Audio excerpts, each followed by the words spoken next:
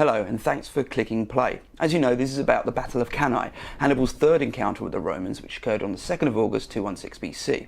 If you're interested, haven't done so already, I've also done vlogs on Trebia and Trasimene. If this piques your interest and you'd like to read more, then there's Polybius, who wrote his account of this some 60 years after the battle. He's generally considered the best source. Livia's available too, and he wrote his account much later. It's still very good reading, but there's some differences from Polybius. Plus he has his Roman bias and wasn't someone as well versed with warfare and the technicalities of it at the time. Moving to more modern climes, Adrian Goldsworthy has written a book called Cannae, and there's a chap called Celt, who is an expert on Hannibal and Carthage. Finally, if you want to listen to some really great lectures, you need to listen to a guy called Patrick Hunt, who's on Stanford University on iTunes U. Listen out for them. He does a series of about 10, and they're all really good listening. Hannibal descended from the Alps in the autumn of 218 BC and was quick to win a battle a few months later at Trebia. It might seem odd for him to do this, why not simply let his men rest and recover? But his campaign needed momentum. A quick victory, which he duly won, meant getting the tribes in northern Italy, many of which were fiercely anti-Roman, on side. As we will see, two of these became an important element in Hannibal's army. Some 6 months after Trebia, Hannibal won again at Trasimene. This time he was in the centre of Italy and then moving around with almost a free pass. The second defeat forced a rethink, and Rome elected a dictator called Fabius Maximus to take control of things. Fabius' strategy was to do nothing. He avoided giving Hannibal a set-piece battle and simply followed him around Italy, not getting too close, harrying his supply lines and being a general nuisance. This worked and was what Rome needed to do at the time. They had no effective forces to muster and wanted to wear down an enemy whose mercenary forces relied on victories to keep them happy. The Roman political system was vicious. We read about the dark arts of politics today, but the nastiest proponents of the modern age would be rank amateurs in ancient Rome. If you're a consul, the chances are you owed a lot of favours and a lot of money as well.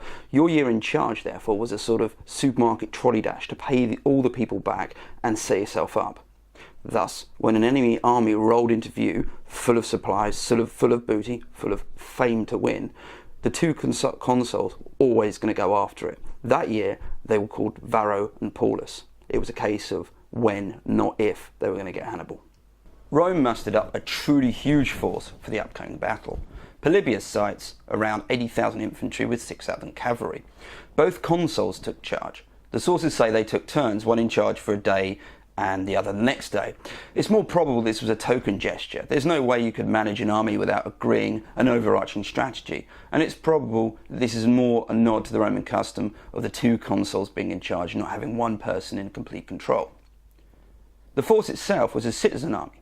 These weren't professional soldiers, they were farmers, landowners, manual workers and businessmen. Rather than describe, let's have a look at what the Carthaginians were up against. On the furthest left, we have the Hastati. These were light infantry, and formed from the youngest troops. Next to him in the lovely wolfskin were the Velites. These were skirmishers, and probably made up by the poorest soldiers. Carrying a long spear aside him is a triarii. These were spearmen who formed the reserve. They were older soldiers, and their kit was a throwback to the hoplite tradition. It's uncertain if they were involved at Cannae in any great number, because they were probably left behind en masse to guard the camp. Finally, we have the Principai. These look a bit more like the legionary you would be familiar with. They had chainmail and were heavy sword and shield infantry. Note that apart from the triarii, all the troop types had a javelin or two to throw. Normally the Romans would form up in a formation known as a triple X axis. Yet in this case the Roman army formed up in a very narrow formation. The individual units of the Roman army, known as maniples, were usually 3 ranks of 40 or 50 men, giving 120 or 150 in total. Goldsworthy has done some excellent maths and suggested at Cannae it's likely that the maniples were a bit larger but had 29 ranks of around 5 men. That's incredibly narrow. Goldsworthy further reckons that the infantry had a frontage of between 1 and 1.5 kilometres. For a force that size, that's a really narrow front line. The obvious question is, why so narrow? Well, there are a few reasons for this. Firstly, a narrow and compact army is far easier to move around on the battlefield. Remember that these were largely inexperienced troops, and there were a lot of them to move about. Secondly, at both Trebia and Trasimene, the Roman centre or parts of it had actually broken through. It was somewhat made irrelevant given the defeats that occurred, but it did give the Roman commanders something they could work with. The Roman formation therefore played into its strength. It couldn't be very flexible given the experienced troops, and nothing too fancy. They had one plan: to bulldoze the Carthaginian line in front of them. This is something they hadn't been able to do at either Trebia or Trasimene. In both these instances, Hannibal had ambushed or outflanked them, but here they had Hannibal out in the open, and they outnumbered him. They'd also chosen the battlefield, so there could be surely no nasty surprises. In the Carthaginian corner, things were very different. Polybius suggests that Hannibal's men numbered 40,000 infantry and about 10,000 cavalry. In practically every sense, the army facing the Roman one was wildly contrasting. Where Rome fielded a citizen army with some allies, the Carthaginian force was truly multinational. The Roman army was amateur, Hannibal's men were experienced mercenaries. So, as with the Romans, let's see what the Carthaginians look like. We're starting with the Libyans. Often you'll see them depicted with spears, but the chances are they had moved on from this style of warfare, and now were largely sword and shield warriors. Polybius commented that they'd replenished their supplies after stripping the Roman dead at Trasimene, so they probably wore mail as well. Next up, the Iberians. I use this term as a general one, as the Iberians could be subdivided into separate clans, and then there's even the Celtic Iberians to consider. However, keeping it relatively short, they too were very capable sword and shield warriors, who also supplied skirmishers and cavalry. Here you can see the falcata, a quite nasty looking type of sword. The other sword they used was more of a thrusting one, and it was so effective that Romans based their famous gladius on it. This is the infamous Numidian cavalry, probably the most skilled troops Hannibal had. They weren't heavily armed, they were missile cavalry, but their horsemanship was unmatched, and they could pepper an enemy at range and then withdraw in a flash. Finally, the Celts. I mentioned earlier how these had swarmed to join Hannibal after he won those early victories at Trebia and Trasimene, particularly the latter. Most came from two tribes in northern Italy, the Boii and Insubres. Most of the nobles fought in the cavalry, which was a melee, meaning they directly engaged the enemy. The noble, in particular, has the head of his enemies attached to his horse, the ancient precursor to fluffy dice, presumably. As the infantry weren't too bothered with armour, the chap in the front is a testament to that. The swords they carried were long, slashing blades, but more horrific in the eyes of the Romans were their predilection for wearing trousers. Like Rome, Hannibal ranged his forces in an unusual way, but for very different effect. In fairness, he had that option given that his forces were experienced enough to be utilised in a number of different ways. His front line, composed mainly of Iberian and Celtic troops, bent out towards the Roman centre, with cavalry in either wings. Behind the front line, he positioned his Libyan units. This seems bizarre, but as the Romans to find out, it was there for a reason. The strange shape of Hannibal's front line showed its use and purpose in the initial engagement. As the two forces met, it stopped the Romans gathering too much momentum. They slowed down a tad and it started to back up. The narrow front line of the Romans meant they couldn't throw all of their pila, the Roman javelin, as only the front few ranks could do this. Anyone further back than, say, the 8th rank risked hitting their own men. At the same time, Hannibal's cavalry attacked the Roman horse. I don't think the Romans expected to beat the Carthaginians here, just to hold them as long as they could, so the infantry could do its job.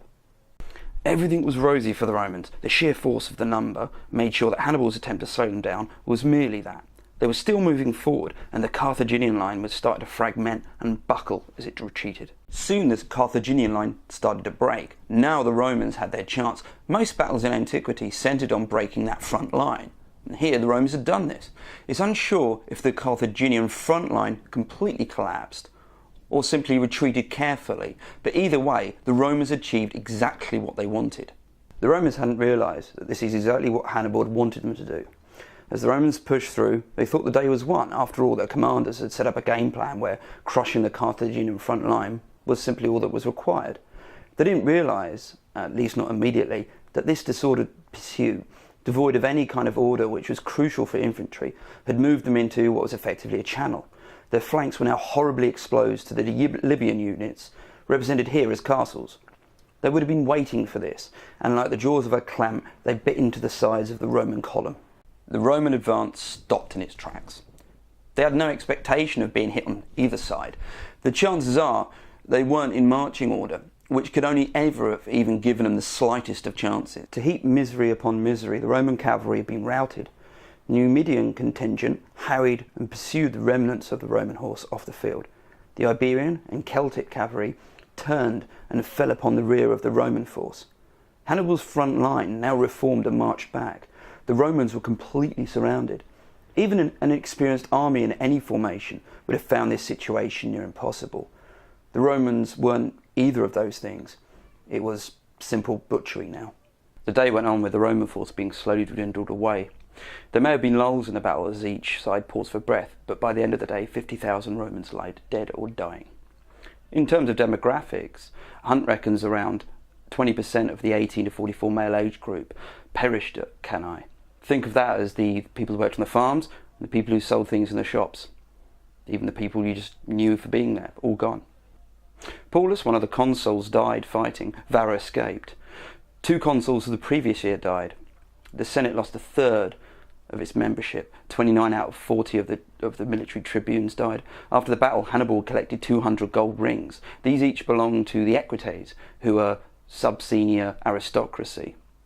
As Rome's army was essentially its citizens, these losses would be felt not just in the homes of the loved ones, but within the very workings of Rome and how it functioned. From the senior political organisations to the baker on the corner, there would be gaps everywhere now in this city.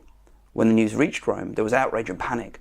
The Senate limited the time for mourning, banned women from appearing outdoors, and invoked a rite where 2 Gauls and 2 Greeks were buried alive. They hurriedly arranged the defence of the city.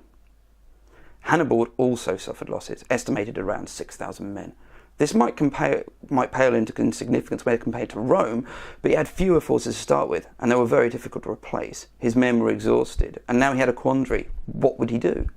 I've always thought that as much as to define Hannibal, Cannae defined Rome. It would have been within the expected norms for Rome to accept defeat and agree terms, yet when a Carthaginian representative arrived in Rome, he was ordered to leave. Rome wasn't about to negotiate. In simple terms, Rome had made redundant the standard conventions of war at that time. Hannibal never marched on Rome. His cavalry commander, Hannibal, was alleged to have said that Hannibal knew how to win a victory, but not to know what to do with it, which I think is very harsh. Hannibal's first act of aggression against Rome was the besieging of Saguntum, a settlement in Spain. This had taken several months and been costly. Sieges in antiquity required expert engineers and lots of patience. Hannibal's force lacked both, and there was also the problem that you might become a target yourself, therefore the besieger becoming the besieged. Rome had very good defences, and I don't think Hannibal ever intended storming the city, because I don't think he ever thought he would need to. It didn't stop this becoming a fear which acted on the conscience of the Romans, though. Hannibal at the gates would become a common saying, used to add emotional weight to a situation. Even Roman mothers would warn their children that Hannibal would get them if they didn't behave. Cannae wasn't just one of the most perfectly orchestrated battle plans, it was something far more than that. To Rome it was the ashes from which they could rise. It was a statement that, even with this knockout blow, they couldn't be defeated. Going forward, it offered a new way of thinking. Simply beating an opponent in the field wasn't going to be enough anymore. It was a lesson that Rome learnt very quickly, and as you can see and know, employed. So there we have it. Many thanks for sticking with me.